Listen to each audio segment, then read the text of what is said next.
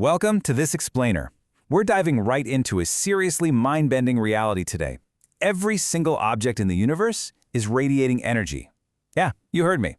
As long as an object's temperature is above absolute zero, which by the way is true for literally everything we know of, it's constantly emitting electromagnetic radiation. It's just a universal truth of physics. Matter simply cannot stop throwing energy out into the space around it. I know, it sounds like pure science fiction, right? But seriously, look at your hands for a second. Right now, at this exact moment, your own body is emitting a very real, very measurable light.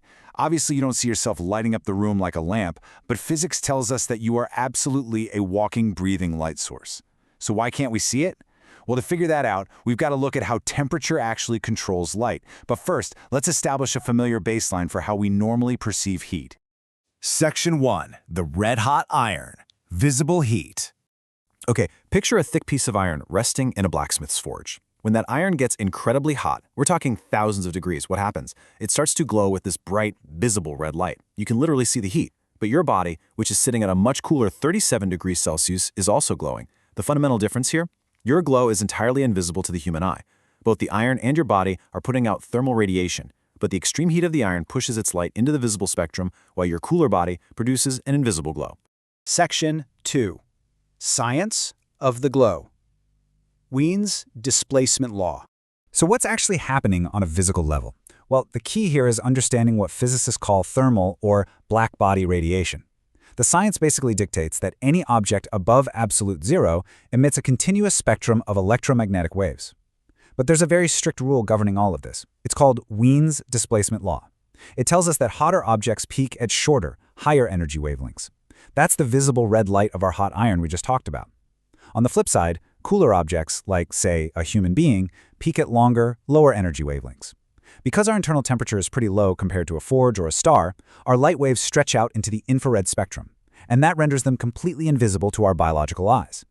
If you map this out mathematically, you can actually trace the temperature of objects directly to the exact type of radiation they emit. As the temperature drops from thousands of degrees, which is where you get visible light from things like the sun or a light bulb, down to around 300 Kelvin, the most intense wavelength emitted shifts significantly. It literally steps right out of the visible rainbow and drops down into the infrared range. It's a direct mathematical relationship. Section 3. You are glowing. Human thermal emission. Let's bring this grand physics concept right back down to you. While your core temperature is roughly 37 degrees Celsius, the surface of your skin actually rests at a slightly cooler 32 to 34 degrees. And because of that specific temperature, your peak thermal emission sits precisely between 9 and 12 micrometers. That exact measurement falls squarely in the mid to far infrared band of the electromagnetic spectrum. It's a real, concrete number. Right now, you are constantly radiating this invisible 9 to 12 micrometer energy into the room around you. Crazy, right? Now, let's think about how this applies to the tech we use every day. You might be wondering, could a radio antenna pick up my body's energy? Well, no. Your thermal emission is way too weak, and it's in entirely the wrong wavelengths for standard VHF or UHF radios. But to a thermal camera, oh, you shine like an absolute beacon. Engineers actually design night vision scopes and those medical non-contact thermometers specifically to read the 8 to 14 micrometer band. They are tuned perfectly to catch your invisible glow, even in the pitch dark. Section 4. Planetary signatures. Infrared emission. But hey, this phenomenon isn't just limited to people and blacksmith forges. We can apply these exact same physical laws to the entire solar system. Every single planet emits thermal infrared radiation based on its temperature. Take Venus, for example. It's baking under a thick atmosphere at roughly 730 Kelvin, so its thermal emission peaks at a much shorter 4 micrometers. Then we've got Earth, sitting at around 288 Kelvin, peaking right between 10 and 11 micrometers, which, if you think about it, is incredibly close to our own human thermal signature. And then there's Jupiter. It's freezing cold at 125 Kelvin, which stretches its peak emission all the way out to 23 micrometers. So depending on its unique temperature, every planet out there is acting like a massive, glowing sphere, broadcasting its own specific infrared signature into the void. Section 5. Seeing the unseen. Infrared astronomy. So if all this incredible cosmic glowing is totally invisible to us, how on earth do we study it? Well, to pull back the curtain on this hidden reality, we've engineered infrared telescopes. You can think of them as basically magic glasses for the universe.